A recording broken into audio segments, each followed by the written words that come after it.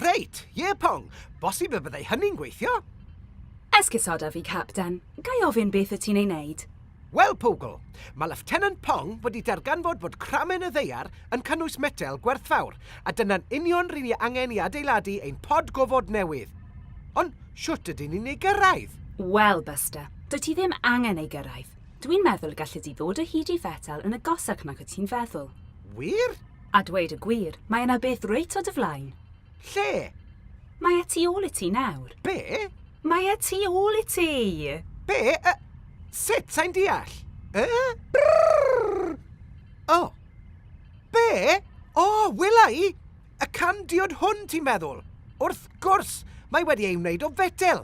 Ond sut gallwn ni ddefnyddio can diod i wneud pod gofod?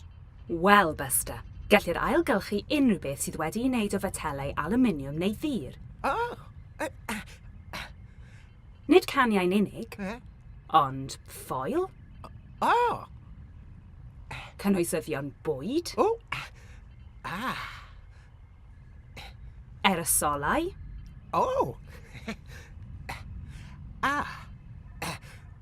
a hyd yn oed tiniau siocled.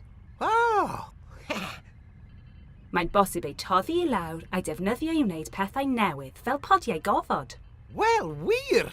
Mae bobl o ddeiar yn gallu ailgylchu llawer o bethau metel. Ydyn, ac mae llawer o'r pethau hyn yn cael eu casglu o di allan i'w cartrefi mewn biniau ailgylchu arbennig. Ond mae yna rai pethau nad ydy bobl o ddeiar yn gallu eu ailgylchu eto, fel pecynnau creision neu fagiau bwyd.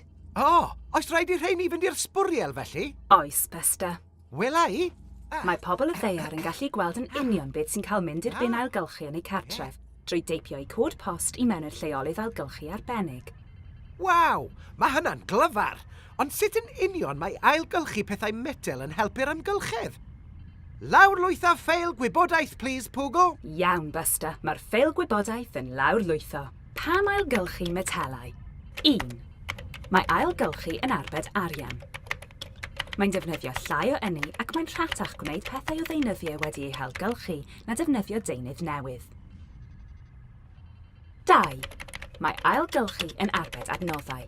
Mae adnoddau gwerthfawr yn cael eu defnyddio eto, nid eu gwastraffu. 3. Mae ailgylchu yn troi hen bethau metel i mewn i diniau, caniau a phethau eraill newydd sbon. Felly, mae ailgylchu yn 1. Arbed ynni. 2. Arbed adnoddau. 3. Gwneud pethau newydd. 3, 2, 1. Ailgylchu! Fydde ti'n hoffi gweld ffilm sy'n egluro beth sy'n digwydd i ganiau pan maen nhw'n cael eu hanfon i'w ailgylchu? Yeah, please, Pwgl. Ceri ôl y popcorn, Pong.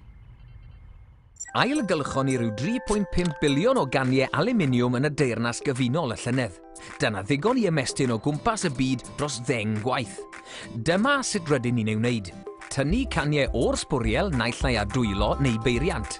Yna defnyddio magnedau i ddidoli'r caniau yn ôl eu math o fetel. Ar ôl tynnu'r caniau dur, malu rai aluminiwm. Ffurfio'r darnau bach o aluminiwm yn flociau. Rhoi'r blociau mewn ffwrnes a'i cynhesu dros 750 gradd centigryd.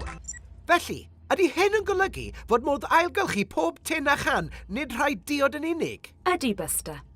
Dim ond iddyn nhw gael eu gwagio a'i rinsio cyn eu rhoi yn y bin ailgylchu. Hyd yn oed tiniau ffa pob? Ie, Busta. A chaniau cawl? Ie, Busta. Caniau cwstard? Ie, Busta. Caniau o bob math. Nawr, o ti eisiau gweld gweddill ffilm? Ydw, sori, Pwgl. Bant â ni. Neis iawn, Pong. Da iawn ti. Ychwanegu cemegion i wella ansawdd y metel tawdd cyn ei rhoi mewn mowldiau a'i oeri a dŵr i ffurfio ingotiau. Mae'r ingotiau yn 10 metr o hyd, yn pwyso 27 o dinelli ac yn cynnwys digon o aluminiwm i wneud dros 1.5 miliwn o ganiau diodydd. Yn y felyn rowlio, maen nhw'n troi'r ingotiau yn llenni tenau iawn cyn ei hanfon i ffatri i'w defnyddio i wneud rhagor o ganiau allai fod yn ôl ar y silffoedd ymhen dim ond 6 wythnos. Waw! Mae'n wych bod modd gwneud can newydd mor gyflym. Ydy, a gall yr un can gael ei ailgylchu eto ac eto. Ac eto, ac eto, ac eto, ac eto. Ie, Busta. Dwi'n meddwl dy fod wedi deall. Iawn, Pwgl. Dwi'n meddwl ei bod yn bryd i ni wneud darllediad bris. O'r gorau Busta, trosglwyddydd yn barod. Yn galw pobl y ddeiar, galw pobl y ddeiar. Rydyn ni angen eich help. Eich tasg chi yw atal caniau a phethau metel eraill rhag cael eu taflu i'r bin sbwriel. Gwnewch yn siŵr ei bod yn cael ei hailgylchu fel bod modd ei gwneud yn bethau newydd. Pob lwc, arwyr ailgylchu. Mae'r ddeiar eich angen chi. Dyma Capten Busta yn dweud ffarwel.